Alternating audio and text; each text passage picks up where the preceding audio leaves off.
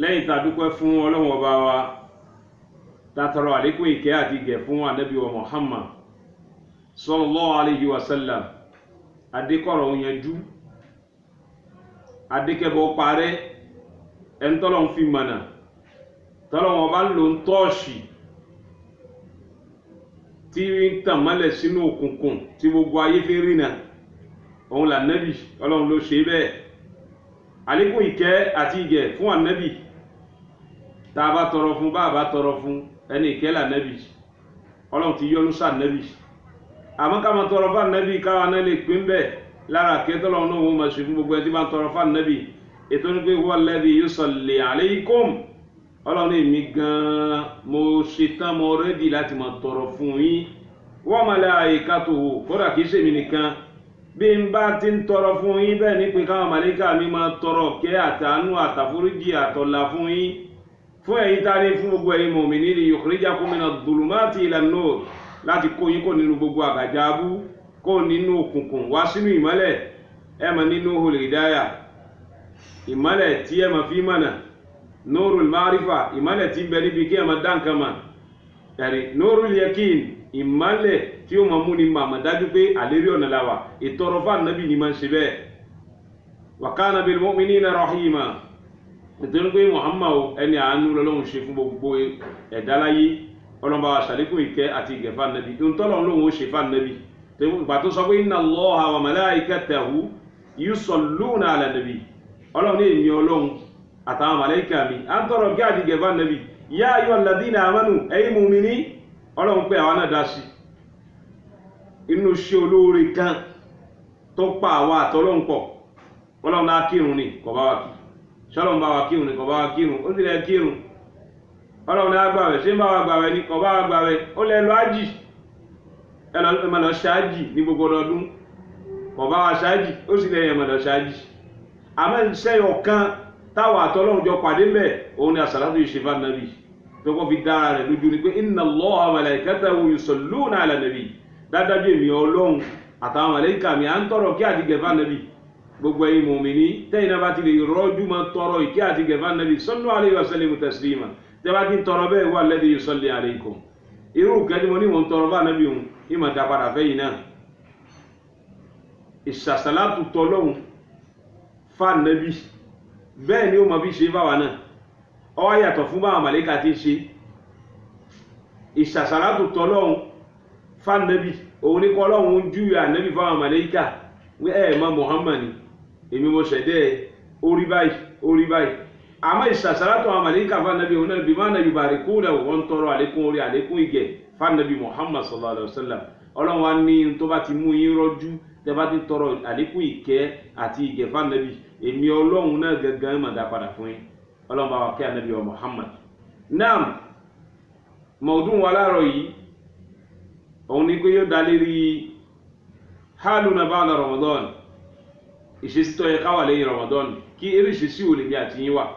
àti lè pe aláàwẹ̀ láláàwẹ̀ àbí kápọ́lọ̀ ń gba iṣẹ́ rẹ̀ wọlé dìgbà tá a fi máa wo kí ní ń dánwò lẹ́yìn Ramadan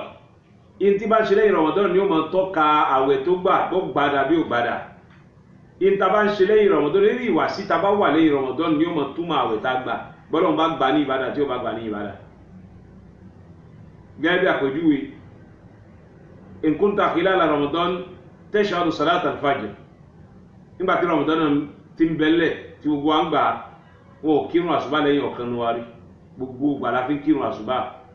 kí ló wá dé nígbà tí Ramadan náà lọ gbogbo ẹni tí bá tún ráyè wá kí àsùbá bẹ́ẹ̀ lẹ́yìn Ramadan òun gangan lọ́lọ́run gbàṣẹ bẹ́ẹ̀ náà ni tá bá ń gbààwẹ̀ nínú Ramadan tó bá dẹ̀yìn Ramadan tá a fàwọn àwẹ̀ súnà lẹ̀ tó gbà àwẹ̀ ọ̀ranyàn èyí tí ń ṣe ọ̀ranyàn níbi àwẹ̀ tá ń gbà òun ni Ramadan bẹ́ẹ̀ bá dánwò tí ó bá gba Ramadan tó sì lágbára àti gbà tí ó bá gba yóò jìyà ni àwọn àwẹ̀ súnà òun ni àwẹ̀ ọjọ́ àtìní àwẹ̀ ọjọ́ àlàmísì 13 14 15 àwọn àwẹ̀ súnà ni bẹ́ẹ̀ bá gba yóò gbà ládá bẹ́ẹ̀ bá gba kò ní jìyà inú ẹ̀ náà làwọn àwẹ̀ sítù Shawwal àwọn àwẹ̀ súnà ni àwẹ̀ Ashura àwẹ̀ súnà nù àwẹ̀ ọjọ́ Àrafà àwẹ̀ súnà nù àwọn àwẹ̀ súnà ni yìí ni bẹ́ẹ̀ bá wùyàn bẹ́ẹ̀ bá gbà yóò gbà ládàá bí ò bá gbà kò sí wàhálà àmọ́ Ramadan yóò gbọ́dọ̀ mọ́ gbà nígbà tí èèyàn bá ní agbára máàlù qudrati alayha nígbà tí èèyàn bá lágbára àti gba Ramadan bí èèyàn ò bá gba Ramadan yóò jìyà ni torí pé àwẹ̀ tó sọ̀rọ̀ yẹn òun ni Ramadan ẹ̀rí náà àwọn iṣẹ́ tí ń jẹ́ náfìlà yìí gẹ́gẹ́ bí àwọn àwẹ̀ àtìní alamisi anabi wa Muhammad sallallahu alaihi wasallam anabi ni awwalu ma yuhasabu bihi al-abdu yawm al-qiyamah as-salah anabi ni tá bá wọnú sàárè àkọ́kọ́ ìbéèrè tí ó dojú rẹ̀ kọ wánú sàárè ní irun ẹ̀rí tó bá béèrè irun lọ́dọ̀ wa Ọlọ́run máa sọ pé ẹ lọ wo ìrun ẹrú mi Ọlọ́run pàṣẹ bẹ́ẹ̀ fún màláíkà fàyẹ̀wò jìdá táàmà tí wọ́n bá lọ yẹ ìrun ẹ̀ wò tó bá tú wò tó bá rí pé ó kírun náà pé Ọlọ́run ni kutibat lahu táàmà Ọlọ́run ni ẹ̀kọ́ fún pé àwọn eléyìí kírun dá láyé àmọ́ tí wọ́n bá ti yẹ ìrun rẹ̀ wò tó bá rí pé ìrun náà ọlábùjẹkù nínú ó kù díẹ̀ káàtó kò kí kó gbọ́ sójú ẹ̀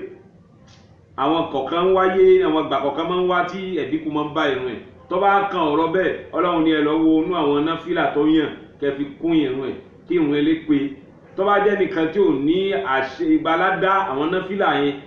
tí ò bá ti nílẹ̀ tẹ́lẹ̀ òun ni gbogbo àwọn tí máa ń yẹ pé náfìlà pé ìsáìṣe túlàsì ní náfìlà àṣegbọrẹ ni àṣegbàládá ni òun ni wọ́n fi dí gbogbo ọ̀ràn yẹn wa tó bá dínkù tí ò bá pé nínú sàárè nítorí pé wọ́n béèrè ìrun lọ́dọ̀ wa èyí tí wọ́n fi wá kún ìrun wa ní náfìlà tàbá yàn ọ̀kan nù bí wákàtí márùn ti wá lọ́ràn yẹn tiẹ̀ bẹ́ẹ̀ tó ní náfìlà bẹ́ẹ̀ náà ni àwẹ̀ náà ọlọ́ràn yẹn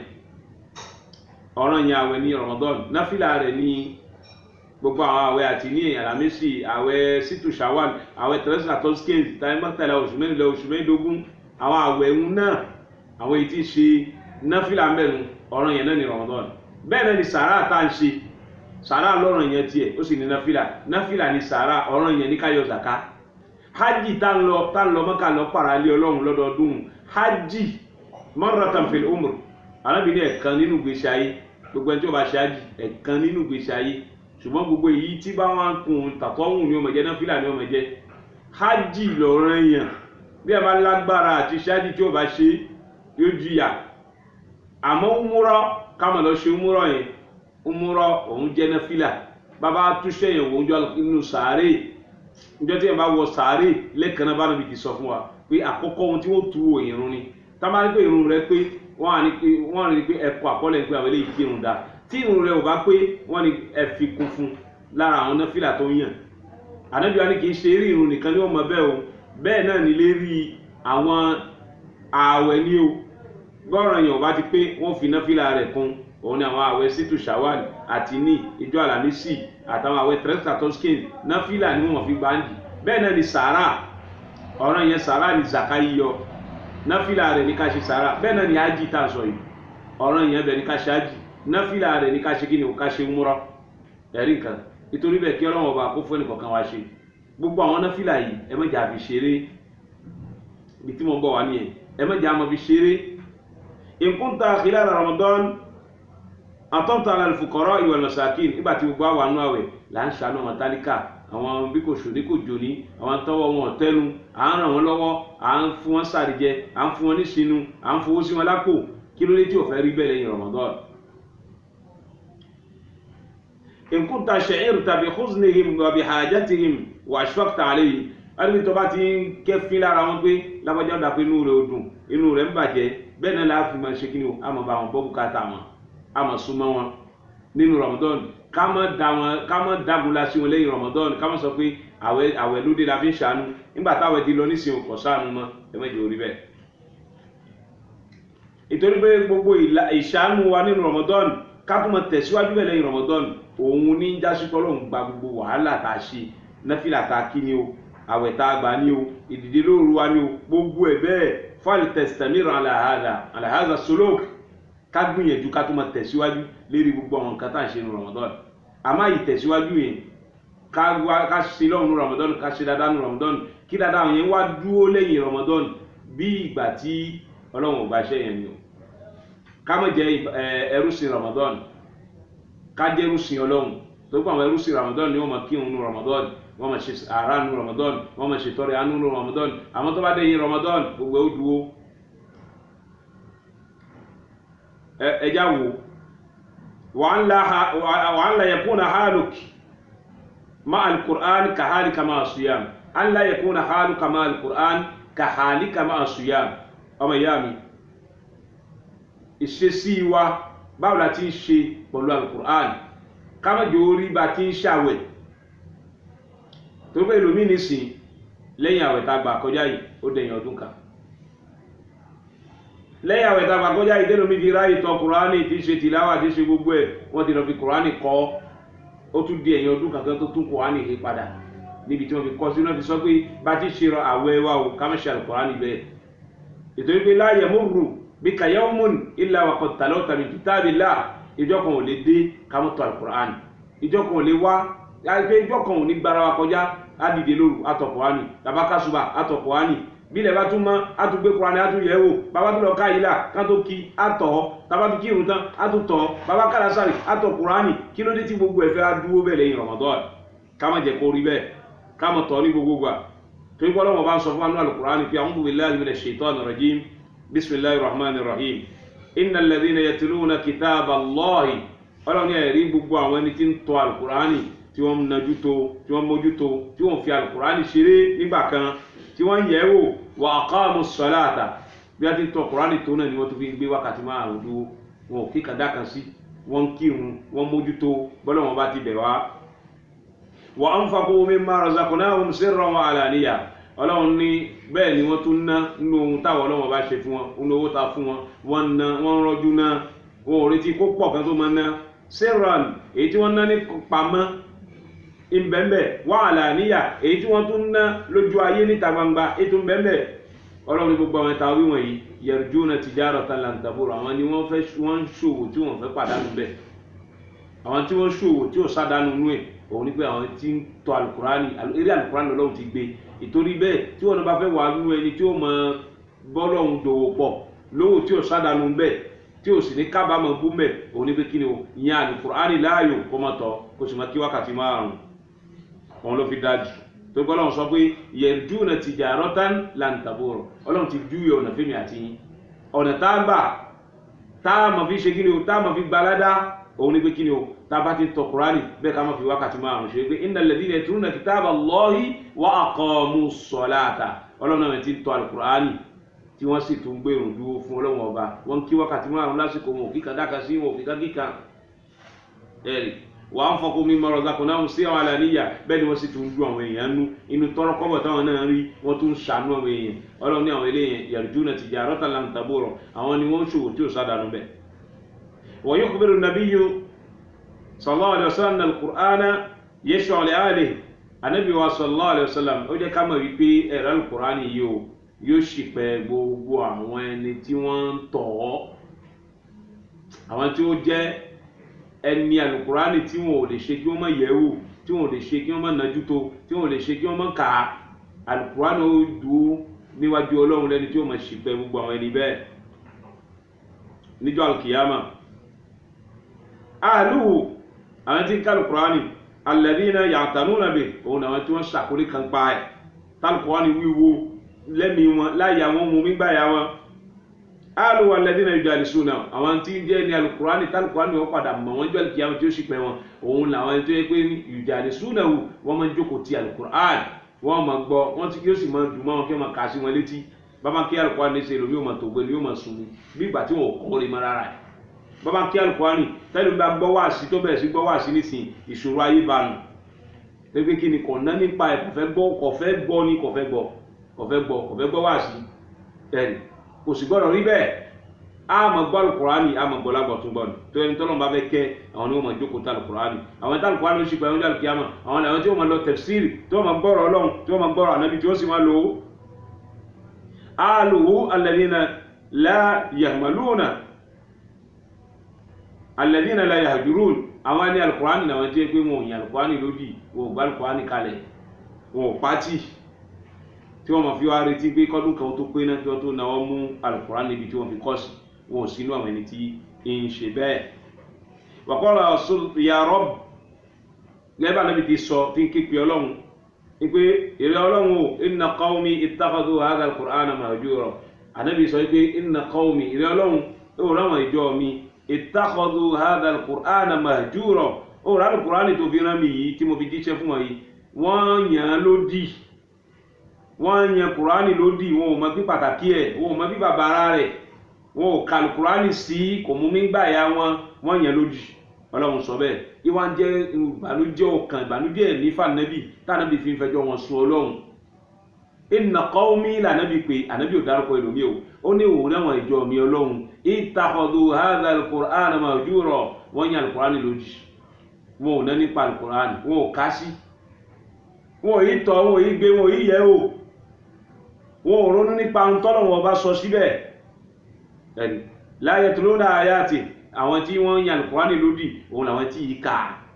mahjuran ìtumọ̀ rẹ̀ la yatafakkaruna fi abarati àwọn tẹ́ pé wọn yìí ronú sí tọ́lọ́run sọ ní al-Qur'ani kí lọ́lọ́run fẹ́ yọ jáde bí ọ̀rọ̀ yìí ọ̀rọ̀ tí ń sọ yìí kí ló fẹ́ mú jáde ń bẹ̀ wọn ò ronú sí rí lákàí tí wọn ò sí ń bẹ̀ òun náà la fi sọ fúnra wípé tabaka al-Qur'ani tán ìmọ̀ ò tí ì pé síbẹ̀ o ká tún mọ gbìyànjú láti wá ìtumọ̀ rẹ̀ ká gbọ́ àgbọ́yé al-Qur'ani òun ló tún ju ká ka al-Qur'ani lọ tó pé ìṣòro ni kíyàn mọ kankan kó mọ gbọ́ àgbọ́yé ìhun tí ń kà la yakadu ahaduhum yumsikuhu illa rubbama idha bakkara ila yawm al-jum'a ila jum'a ẹ̀rí ọ̀pọ̀ náà àwọn èèyàn tó yẹ pé wọn ò ná nípa al-Qur'ani wọn ò sì fẹ́ kà sí mọ́ àfàwọn díẹ̀ tó yẹ pé tó bá di àárọ̀ ọjọ́ Jímọ̀ tó wọ́n fẹ́ lọ Jímọ̀ lẹ́tọ̀ mọ́ rí kwan lọ́wọ́ kọ̀ọ̀kan wọn tí wọ́n máa gbé lọ Jímọ̀ tó yẹ pé wọ́n lè máa tọ́ al-Qur'ani tásìkò Jímọ̀ òbí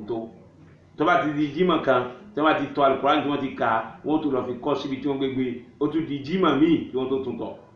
kámẹ́jọ orí bẹ́ẹ̀ la yanbaghi an yaf'ala zalik wọ́n ní kò dáa kàmẹ́ ṣe bẹ́ẹ̀ la yanbaghi an yaf'ala al-insanu zalik kò tọ́ fún wa ọ̀pọ̀ náà wọ èèyàn tẹ́ pé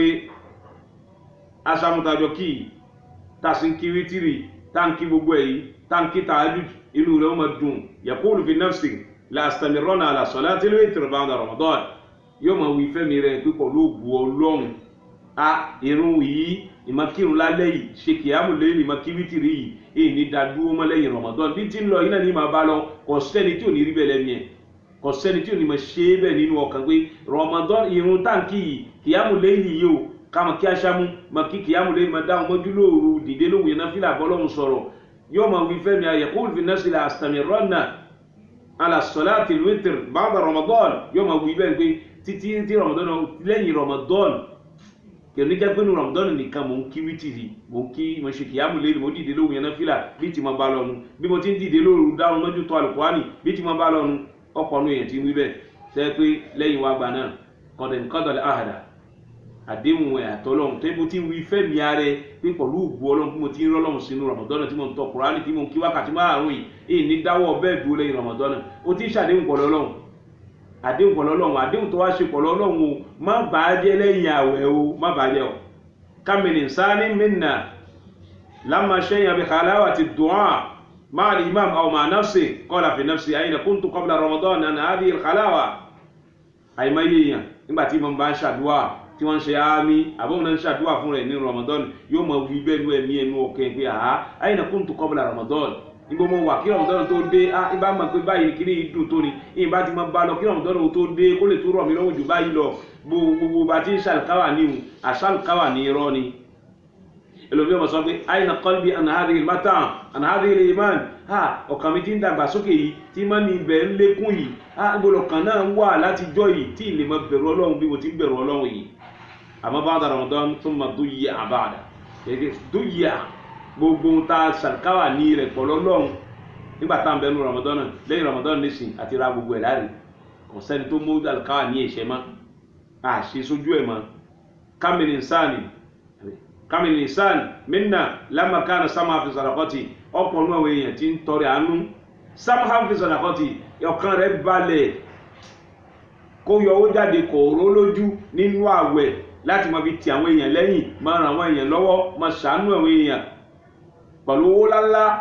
ó lè gbọ́gọ́rùn kan bọ́ta yóò fún àwọn èèyàn ó lè gbọ́gọ́rùn méjì bọ́ta ẹlòmíín fi mílíọ̀n ṣe sàárà ẹ bá wọn tẹ̀lé pápá tẹ bá ń sùn àwọn ṣẹ́ni ẹ rẹ wọn míì wọ́n ní kọ́ ọmọ kéwú tọmọ bá ka kéwú tó bá ti kà sójú ẹ̀ díẹ̀ wọ́n lè ní ó ka Fátíà wọ́n lè ní ó ka kan mi ṣùgbọ́n ó wọ́n lẹ̀ ṣùgbọ́n ọ̀pọ̀ ní Nàìjíríà bọ́mọ wọn bá ti gbìyànjú tó bá ti kà báyìí lẹ́ẹ̀kan náà báyìí wọ́n lè fún mílíọ̀n kan àfún mílíọ̀n méjì yóò tún lọ Mọ́kà yóò tún ṣe kọ́dà ó ṣẹlẹ̀ lú àwẹ̀ tá a gbà tán yìí ó tún ṣẹlẹ̀ mẹ́ tẹ́ pé wọ́n ṣàkáwà ní Mọ́kà wọ́n gbé gbogbo orí kalẹ̀ pé kó tọ̀ wọ́n fi ń wọ́n ojú rí Ọlọ́run tó lówó mọ̀ sọ wáyé wípé ege suma yaqul fi nafsi ma darrani an atasaddaqa bi hadha al-mal al-yasir bó tilẹ̀ kó náà pọ̀ tó ó ní ma darrani an atasaddaqa bi hadha al-mal al-yasir owó tá a ṣe ní òtún pé èlò ni mi yóò kan gbogbo tọ́lọ̀ ṣe fún mi yàtọ̀ yóò mọ̀ rí pé yìí ṣóore kan ṣóore wá lè yí ni inú gbogbo oore tí ń bẹ́lẹ̀ ọ̀kan rẹ̀ ó balẹ̀ pẹ̀lú ẹ̀ ataqarraba ila Allah ta'ala yóò rí pé gbogbo oore tóun ṣe tóun gbọ́ àwọn èèyàn nú tóun ràn àwọn èèyàn lọ́wọ́ tóun kọ́ àwọn èèyàn lọ́wọ́ tóun ò jẹ́ káwọn èèyàn mọ̀ níra wọn òun fi ń súnmọ́ Ọlọ́run ọba ni. la yanbaghi fa'lam annaka la yanbaghi an tanquda al-ahda ba'da Ramadan gbogbo ohun tó ń ṣe ní Ramadan tó ń ràn àwọn èèyàn lọ́wọ́ tó ń gbówó ńláńlá bọ́ta má bàrkáwà ní rẹ̀ jẹ́ lẹ́yìn Ramadan o má lò ṣe mọ́ o kò máa retí pé kọ́dún mi tún wá náà kó tún ṣàánú àwọn èèyàn gbogbo àwọn ẹ̀tọ́ lọ́hún kẹ́ nínú ẹbí kọ̀ọ̀kan láyìíká ládùúgbò nítòsí wa ní jìnàjìnà ká má sọ pé Ramadan mi ni ó tún dé náà káwọn èèyàn tó rojú wálẹ̀ ká má sọ pé Ramadan ni ó dé náà ká tó máa fáwọn èèyàn jẹ ká má sọ pé Ramadan mi ni ó dé náà ká tó máa ṣàánú àwọn èèyàn bẹ́ẹ̀ tí ń ṣe náà ní kẹ́ máa ṣe ìtorí pé ìrònú ń pa àwọn ẹlòmíì wọn ò fẹ́ gun ọkọ̀ bẹ́ẹ̀ tí ń gùn wọn ò fẹ́ kọ́lé ńláńlá bẹ́ẹ̀ tí ń kọ́ irú aṣọ ńláńlá tẹ̀ ń wọ tẹ́nìkan ò wọ́ owó ẹ̀rí èyí ò kàn wọ́n tálíkà kò kàn wọ́n mẹ̀kúnnù wọn ò fẹ́ wọ ṣùgbọ́n ẹ má jẹ́ kébi pa àwọn èèyàn wọ́n ní tẹ́bí bá ti kó olú ṣe ìṣẹ́kù fẹ́rẹ́fẹ́ ẹ fún àwọn èèyàn lébi ẹ fún àwọn èèyàn lóúnjẹ ẹ má jẹ́ kébi pa àwọn èèyàn òtún pé tẹ bá wò wọn èèyàn ran tẹ́ ẹ̀ dá sí wọn tẹ́ ẹ̀ náwó rẹ sí wọn láwọn tálíkà àwọn mẹ̀kúnnù tí ìrònú wa ń bá wọn sẹ́mi wọ́n lè gùn lọ́dún tí ń bọ̀ nígbà tí ó bá sẹ́lò mi ìmọ̀ tó yẹ pé iná lọ́lọ́run yàn fún wọn lágboolé láyìíká ládùúgbò tọ́lọ́run sì kẹyìn tẹ̀sí máa wọ̀ wọ̀nyí rìn tẹ́ pé inú Ramadan náà nìkan lẹ́fẹ̀ ṣàánú inú Ramadan náà nìkan lẹ́fẹ̀ máa rojú rí inú Ramadan náà nìkan lẹ́fẹ̀ máa báyàn kópa níbi ohun tí ń ṣe inú Ramadan náà nìkan lẹ́fẹ̀ báyàn san gbèsè inú Ramadan náà nìkan lẹ́fẹ̀ máa fọ́wọ́n yẹn jẹ ẹ má jẹ́ orí bẹ́ẹ̀ ǹjẹ́ ó dọwọ́ ẹnìkọ̀ọ̀kan wa mal fa'ida min as-siyam kí láǹfààní àwẹ̀ tá a gbà illa tastamir ala ta'ati ba'd mal fa'ida min as-siyam kí láǹfààní àwẹ̀ tá a gbà in lam tastamir ala ta'ati ba'd nígbà tá a lè gbìyànjú ká máa rí tọ́lọ́run ṣe lẹ́yìn Ramadan àǹfààní Ramadan tá a gbà kò sábà ní kámẹ́ mọ́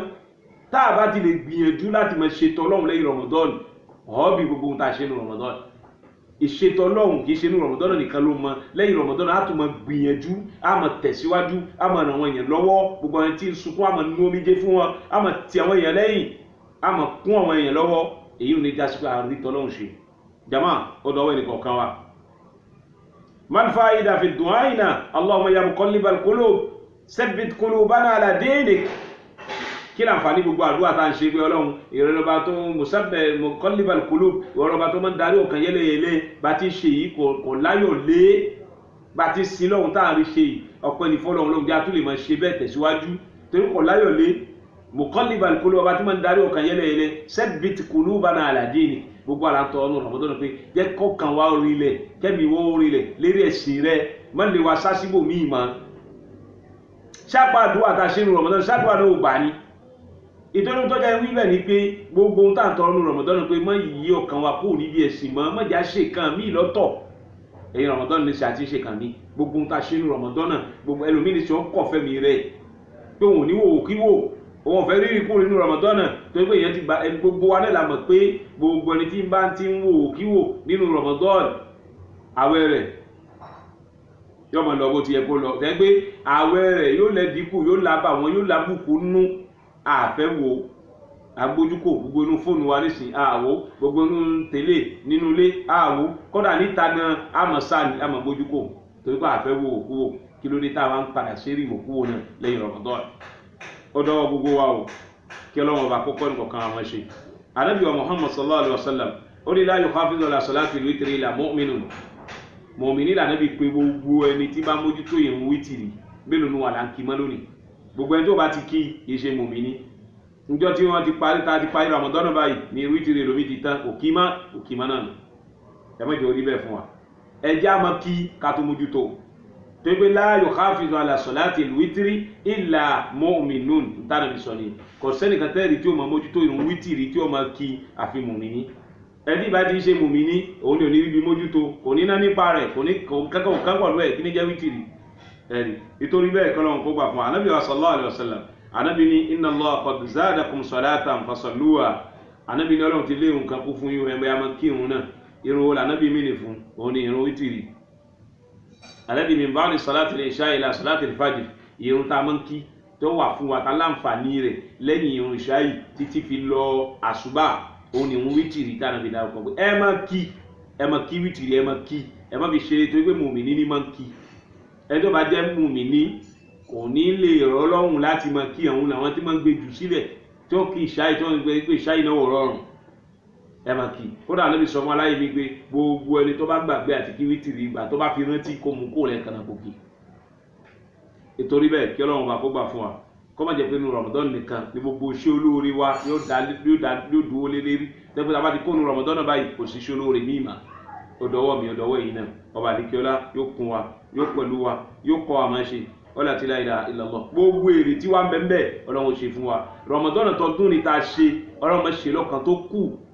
tá a ṣe tá ikú láyé ẹ̀mí tó ṣe tọdún ni ọlọ́run já tó ṣọ̀pọ̀ láyé ọlá la ilaha illallah jẹ́kẹ́ mi náà ó tún bá wa láyé yá a máa ṣe láṣẹ tó ṣe ọlá la ilaha illallah gbígbàdúrà tó tọ́ ọlọ́run tàbí ṣe wa ní ọ̀ṣọ́ ọlá la ilaha illallah ẹja wà pẹ̀júwe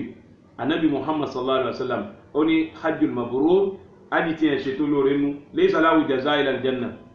laysa lahu jaza ila aljanna anabi náà aji tí ẹ ṣe tó lóore nú tọ́lọ́run lọ́wọ́ sí kò lẹ́san kan nú àfàlìjánà aji tá ṣe tọ́lọ́run sanyìn sí tó lóore nú anabi ní kò lẹ́san kan nú àfàlìjánà ṣé ìgbà tó dọ̀bà lọ Mọ́kà tó délẹ̀ kan náà láti gbà pé aji rẹ̀ lóore nú ni in tí onítọ̀hún bá ń ṣe lẹ́yìn hajj tó bá jẹ́ nìkan tó lọ Mọ́kà tó dé kò mú tí bá tẹ̀ mú tẹ́lẹ̀ bó bá jẹ́ nìkan tí fi wákàtí márùn-ún ráre kò tó fi ráre mọ́ ó bẹ̀rẹ̀ sí mójútó tó bá jẹ́ nìkan tí ò ṣàánú tẹ́lẹ̀ nígbà tó lọ Mọ́kà tó dé ó bẹ̀rẹ̀ sí ṣàánú tó bá jẹ́ nìkan tó jẹ́ pòkí èèyàn tẹ́lẹ̀ tó jó níwà jàgídíjàgan àmọ́ nígbà tí Ramadan dé nígbà tí ó lọ ájì tó dé ó wà jàgídíjàgan wọn ó gbé jùúlẹ̀ wọ́n bẹ̀rẹ̀ sí dọmọlúwàbí ìfọ̀túmọ́ra ìfòsímọ́ra bẹ́ẹ̀ ni kí wákàtí márùn-ún kò jẹ́ ó já bẹ́ẹ̀ ni tó ẹbí rẹ̀ ṣe kọ̀dẹ́bírú kọ̀bẹ́bí jẹ́ ntẹ́bí ṣe ìgbà ẹ̀rùn ni ájì ẹ̀ tó jẹ́ hajju mabrur ẹ̀rí kẹ́yẹ́ pé kí ẹ̀ lọ Mọ́kà kí ẹ̀ dé lẹ́kan náà ẹni tó lọ Mọ́kà tó dé tí wọ́n mutí lẹ́yìn ájì tó lọ Mọ́kà tó dé tí ìfẹ́ yín Mọ́kà tó fi ṣe ṣìnà káàkiri ṣọ́lẹ́hùn lágbè lájù mabrur ájì ẹ̀ kì í ṣe ájì mabrur ẹ̀rí gbogbo ohun tí ẹ̀ máa ń ṣe lẹ́yìn ájì ni ó mọ̀ tọ́ka ájì tó lọ tọ́lọ́run bá gbà tí ò bá gbà irú ẹ̀ náà làwẹ̀ tá a wà yìí tá a gbà kọjá yìí níta bá ń ṣe lẹ́yìn àwẹ̀ ni ó mọ̀ tọ́ka àwẹ̀ tá a gbà tọ́lọ́run bá gbà tọ́lọ́run ò bá gbà ọlọ́run abẹ́ ká àwa náà kún ẹni tọ́lọ́run gbà ṣẹ́ ẹ̀ àtàwa tá à ń wí àtẹ̀yìn náà tẹ̀ ń gbọ́ ọlọ́run ká gbogbo wa fún ẹni tọ́lọ́run gbà ṣẹ́ ẹ̀ má yìn inú fún wa má kọ́ ọmọ lò ràn wá ń ṣẹ́ ọ̀rẹ́ àti la ilaha illallah tábà débi tá a ti jèrè gbogbo iṣẹ́ wọ̀nyí ọlọ́run mẹ́jà pàdánù ọlọ́run wala la hawla wala quwwata illa billahi al-aliyyil azim subhanaka allahumma bihamdik ashhadu an la ilaha illa anta nastaghfiruka wa atubu ilayk subhana rabbika rabbil izzati amma yasifun wa salamun ala al-mursalin walhamdulillahi rabbil alamin.